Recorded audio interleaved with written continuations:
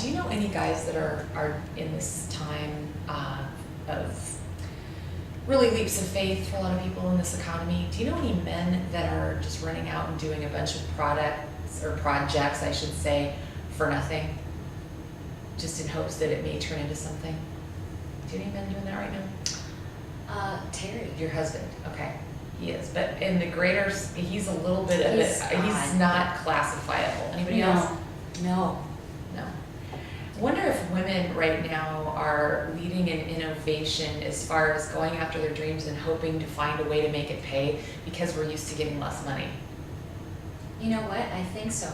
I think we're a lot more adaptable. Much more adaptable. More flexible? Yes. More. That's probably the better term. Or perhaps more daring.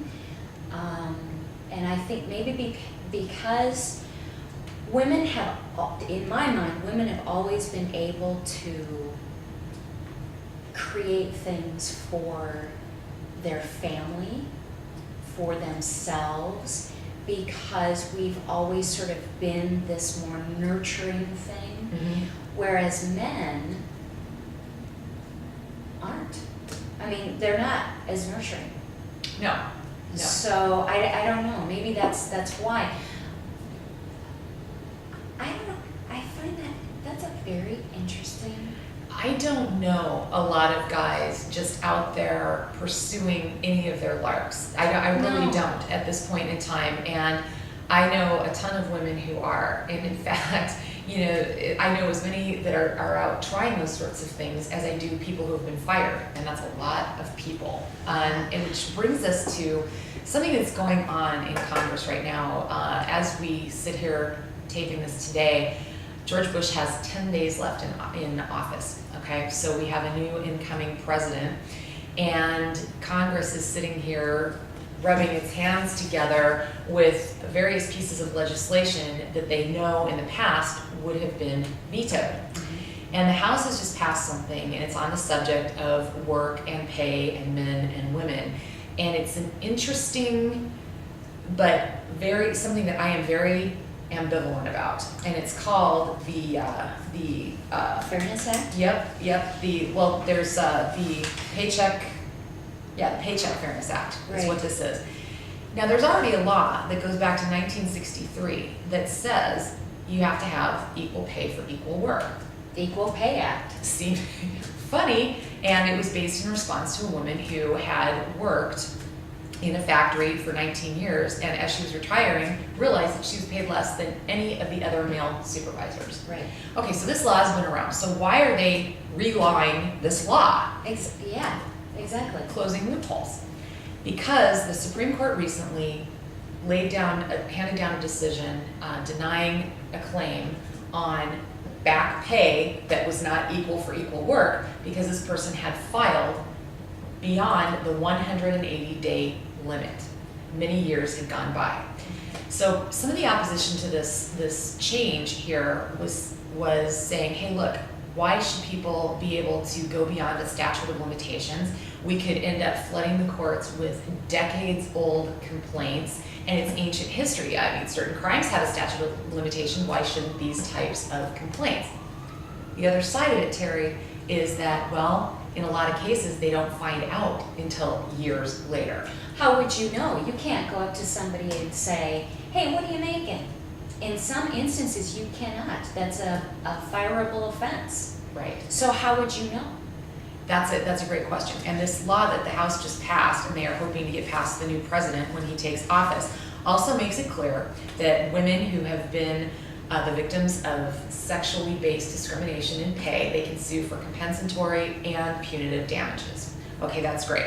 It also puts the burden on the employer to prove that any discrepancy in pay between a male and female employee in the same job has to be job related and not sex related. They have to prove it has to do with performance, okay? And finally, this is almost my favorite, it provides that employers may not retaliate for anybody who moves forward with a complaint. All right, now that's all well and fine. Sounds great, doesn't it? Sounds great on paper. Sounds great. The reality is that they will retaliate. course they won't. I mean, I could have had lawsuits. I worked in factory work for 11 years. Trust me, I could have had some lawsuits. I know better than to do that. And quite frankly, Why do you say you know better than to do that? Because I know that had I gone forward with any of those issues where I would have been fired one way or another, they would have found a way to make me gone. And it wasn't worth it.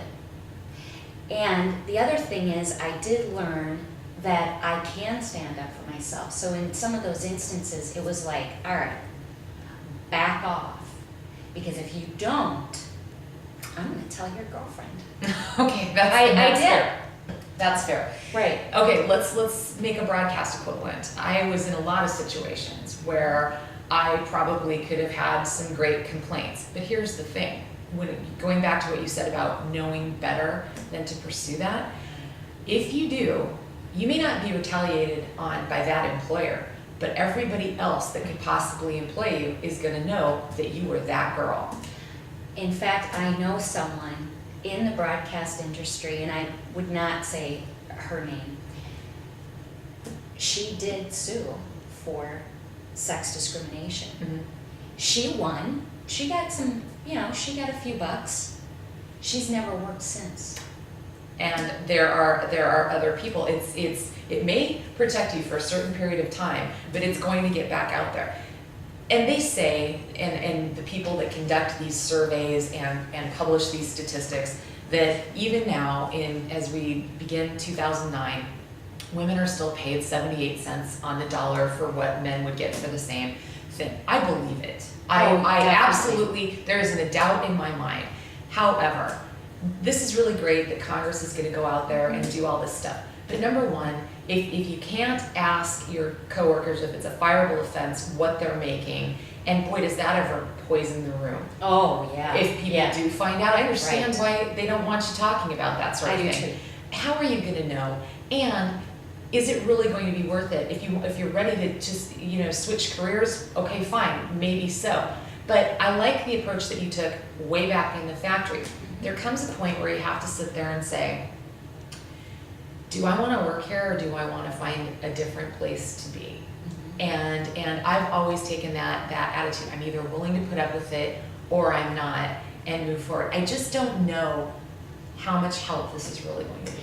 I don't know, but then another thought occurred to me as well is, but we don't want to stop fighting for it. You see what I'm saying? Mm-hmm. So it's like back over 100 years ago, women's rights and women's suffrage and how they fought for us. Now do we sort of step back a little bit? Is that what we're doing? Mm-hmm. If we don't fight and try to get this? Or how do we keep doing this? In one way, I would say that the best way for us to continue forward is to keep going for managerial jobs so that we get into those positions where we are the ones that are making the decisions about pay and that sort of thing. Then it opens it up to creating this more balanced. But would it be more balanced? Or would women start doing the same thing that men have done, and they start saying, "Okay, come on, honey, we'll get you taken care of. Let that guy." And then it becomes an old woman's network instead of the old man network or the good old boy network. I guess the ability and potential to be despicable could extend to either sex, I suppose.